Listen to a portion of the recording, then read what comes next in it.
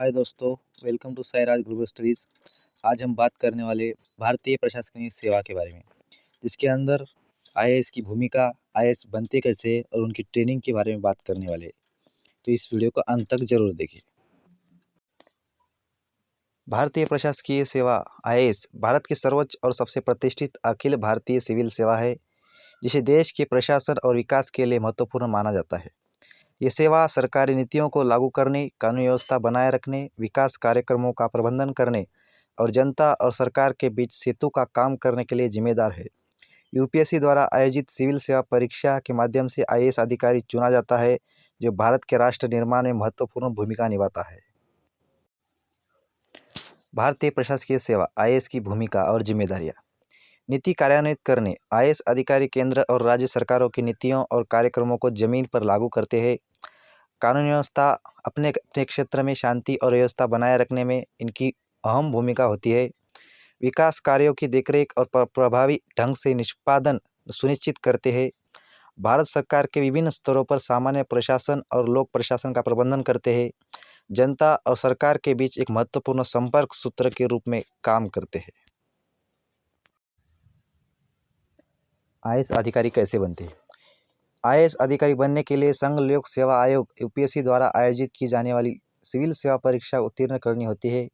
इस परीक्षा में प्रारंभिक परीक्षा, मुख्य परीक्षा और साक्षात्कार पर्सनैलिटी टेस्ट शामिल होते हैं।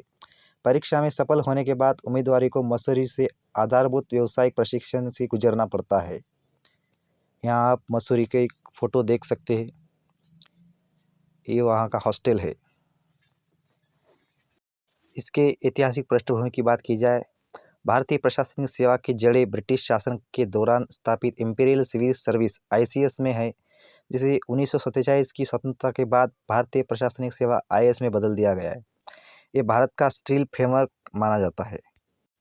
महत्वपूर्ण पद की बात की जाए, आईएएस अधिकारी सब डिविजनल मजिस्ट्रेट एसडीएम या जिला मजिस्ट्रेट डीएम के रूप में अपना करियर शुरू करता है और अनुभव के साथ सचिव और कैबिनेट सचिव के पद तक पहुंचता है। अन्ना राजम मल्होत्रा एक प्रशासनिक सेवा अधिकारी थी। इस पद पर आसीन होने वाली भारत की पहली महिला थी। अन्ना राजम 1951 बैच की आईएएस अधिकारी थी।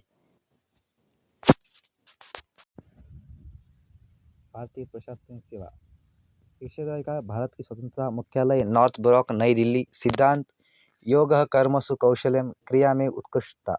कर्मचारी 4926 अधिकारी संघ लोक सेवा आयोग द्वारा सीधे भर्ती किए गए हैं।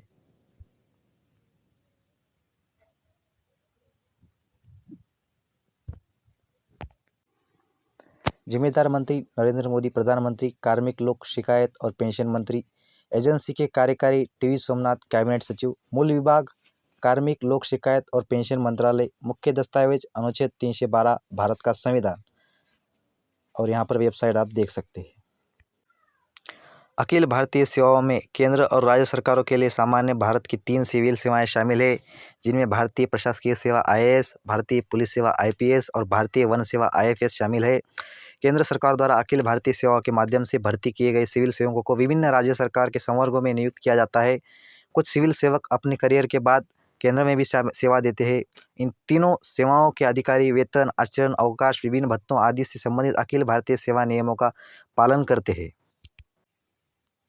इनके ट्रेनिंग की बात की जाए, आईएएस ऑफिसर की Lal Bahadur Shastri national academy administration Mussoorie के अंदर। आईपीएस ऑफिसर की Sardar Vallabh Bhai Patel national police academy Hyderabad के अंदर।